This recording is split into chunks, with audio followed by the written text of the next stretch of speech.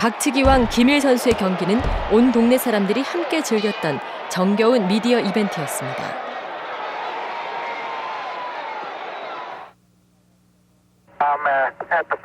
(1969년) 아폴로 11호의 달 착륙 장면은 우리 국민들에게도 60년대를 대표하는 추억으로 남았습니다. 생중계되는 달 착륙 순간을 보기 위해 남산 대형 스크린 앞에 10만 명의 서울 시민이 모였습니다. 그렇다면 21세기 미디어 이벤트는 과연 어떤 모습일까요?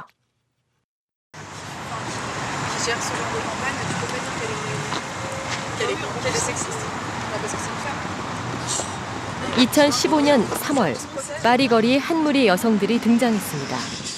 아주 특별한 미디어 이벤트를 위해서입니다.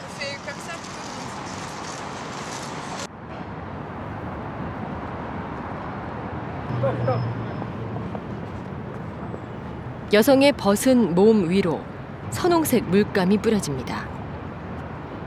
볼거리는 순식간에 우리의 눈과 귀를 파고듭니다. 캐나다의 물개 남획에 항의하기 위한 건데요. 이런 강렬한 미디어 이벤트가 이 단체의 이름을 세상에 알렸습니다. 동물 학대 금지, 동물 실험 반대, 동물원 폐쇄 등을 주장하며 전 세계 300만 명의 회원을 둔 동물 권리 보호 단체 페타.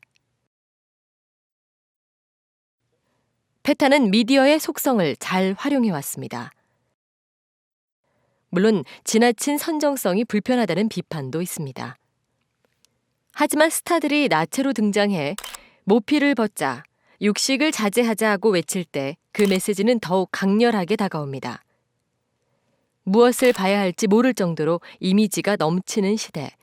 페타의 전략은 영리하다는 평가를 받고 있습니다. It's a good way to show something shocking to bring. Yeah, this is the their point. This is the attention. point because shocking is the only way to get the attention. When you only stand here and say, "Can you sign a petition?" and everybody says, "No, no, thanks." But in this way, everybody stops and saying, "Hey." 이벤트가 끝나고 기사가 뜨기를 기다릴 필요는 없습니다. 사진과 영상은 즉시 소셜 네트워크를 통해 전 세계 사람들에게 공개됩니다. 디지털 시대, 미디어 이벤트는 더욱 빠른 속도로 우리들을 유혹하고 있습니다. 안녕하세요, 수빈이에요. 그리고 앞머리 이제는 단체뿐 아니라 개인들도 스스로 미디어 이벤트를 기획하고 팔 수 있는 시대가 됐습니다. 자신만의 볼거리를 대중들에게 실시간으로 보여주는 개인 방송들, 바로 21세기 미디어 이벤트입니다. 이처럼 미디어 이벤트는 볼거리를 무기로 우리 곁을 파고들었습니다.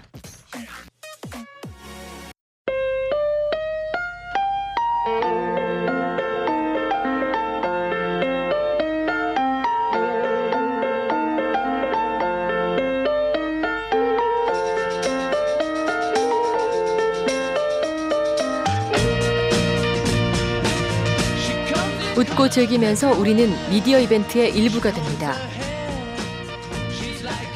하지만 단순한 놀이는 분명 아닙니다. 거대한 상품의 이미지 속으로 들어가는 것이기도 하니까요. 대중을 유혹하는 첫 번째 기술, 미디어 이벤트였습니다.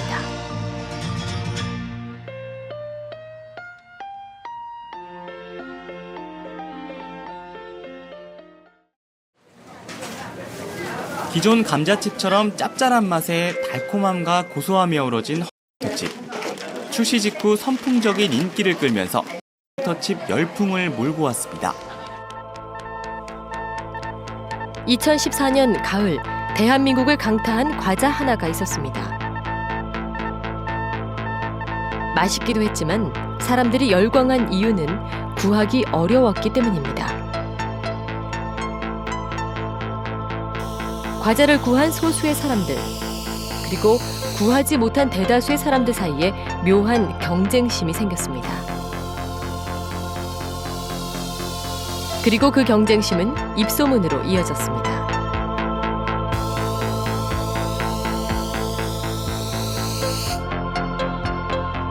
출시 초기에 터칩은 구하기 어려웠던 게 아니거든요. 그러니까 통상적으로 1+1 행사라든지 이런 걸 진행을 다 했습니다. 그리고 얼리 어도터들이 그 터치를 먹어보고 기존과는 전혀 다른 감자칩의 맛, 그리고 그 맛이 대단히 놀라웠다 하는 그런 표현들을 가감없이 솔직하게 SNS에 올려놨고, 그러한 것들이 다른 젊은 층 SNS 이용자들에게 관심과 궁금증 그리고 호기심을 증폭시켜서 그로 인해서 터치 품귀 현상으로 또 이어진 거죠. 질투를 유발하는 스타들의 인증샷이 입소문을 더욱 확산시켰습니다. 과자 사냥에 성공했다는 스타들의 경험담이 소셜 네트워크에 계속 올라왔고, 스타를 기용한 TV 광고보다 오히려 더 효과적이었습니다.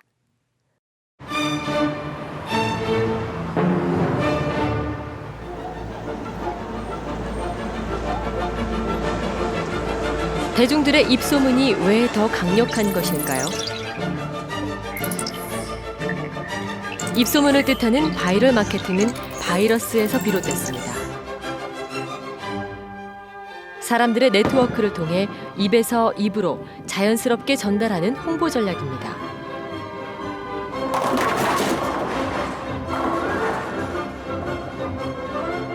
그 효과는 상상 이상입니다. 같은 소비자의 경험담이기 때문에 쉽게 믿고 거부감 없이 받아들이게 되죠.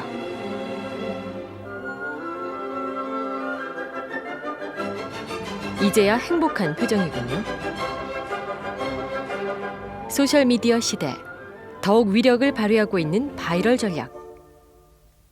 놀랍게도 이 바이럴 전략은 에드워드 버네이즈의 작품입니다.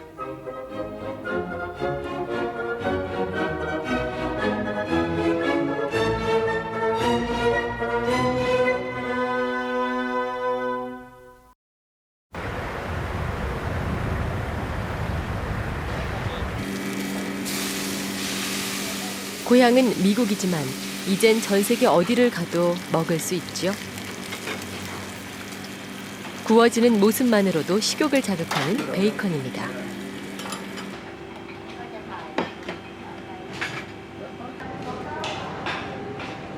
아메리칸 브렉퍼스트는 달걀에 베이컨을 곁들여 속을 든든하게 채워주는 아침 메뉴인데요. 이걸 처음 만든 사람도 바로 에드워드 버네이즈입니다. 다시 미국으로 가보겠습니다. 그 사이 미국인들의 아침 식사는 매우 다양해졌습니다. 하지만 베이컨은 지금도 변함없이 아침 메뉴로 사랑받고 있죠.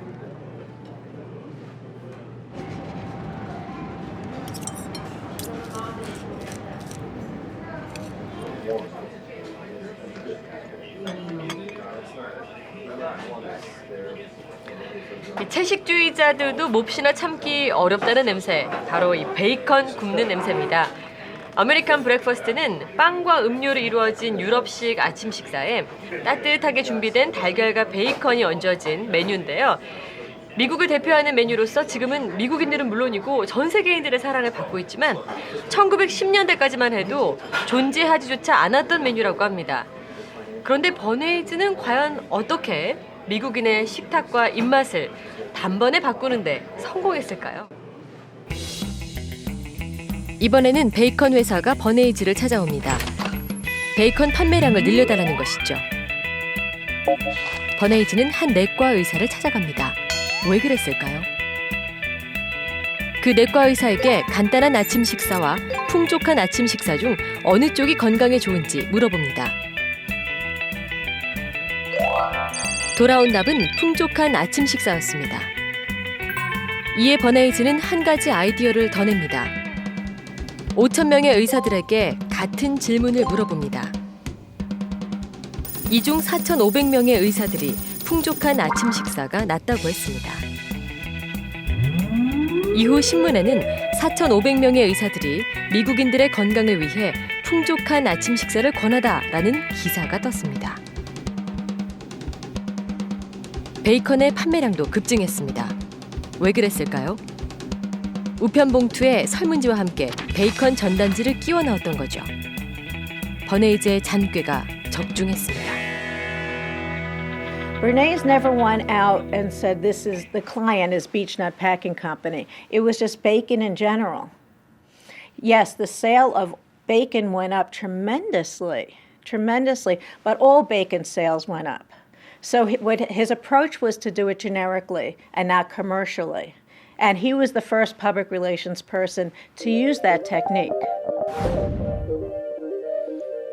버네이즈가 살았던 시대에는 바이럴 마케팅이라는 단어가 아예 존재하지 않았습니다.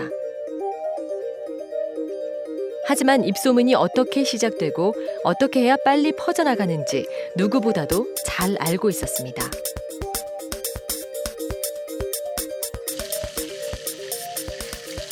세상에 닮은 사람은 있어도 똑같은 사람은 없습니다.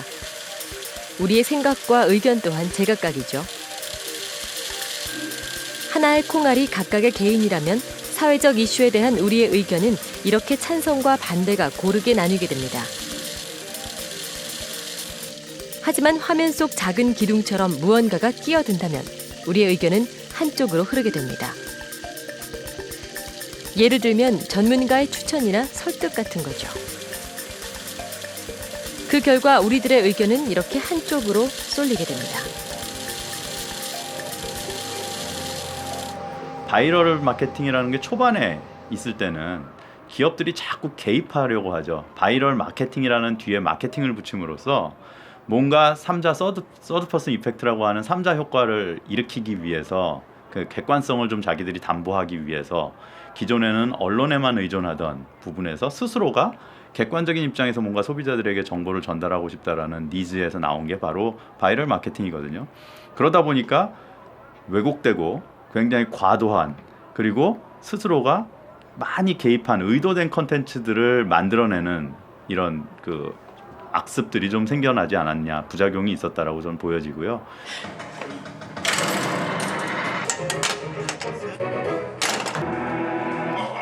입소문과는 정반대의 방법도 있습니다.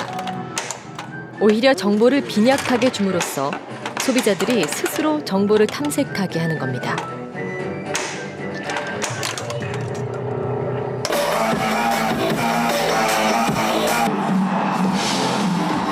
요즘 젊은이들이 열광한다는 한 음악 페스티벌. 표를 구하기 어렵기로 소문이 나 있는데요. 이 뜨거운 호응은 짜릿한 전자음악의 힘만은 아닙니다. 요즘의 대중, 특히 젊은이들의 취향을 정확하게 겨냥했기 때문입니다.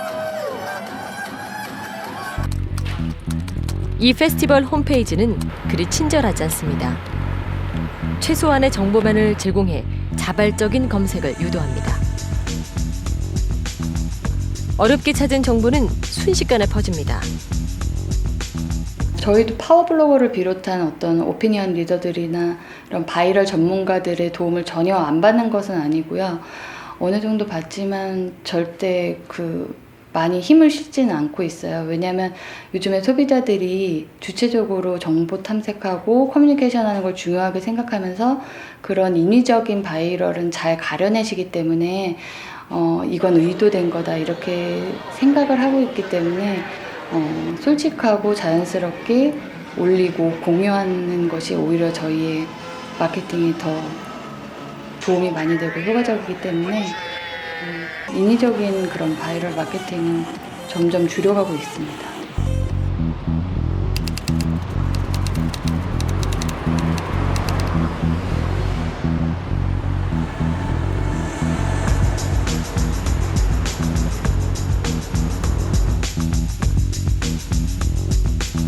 책장이 있는 곳에 책이 있게 될 것이다. 버네이즈의 말인데요. 무슨 뜻일까요?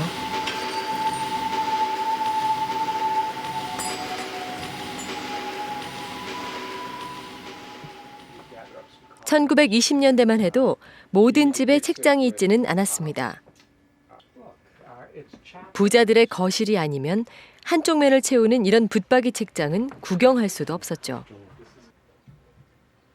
에드워드 버네이즈는 중산층의 허영심을 자극하는 기발한 전략을 생각해냈습니다.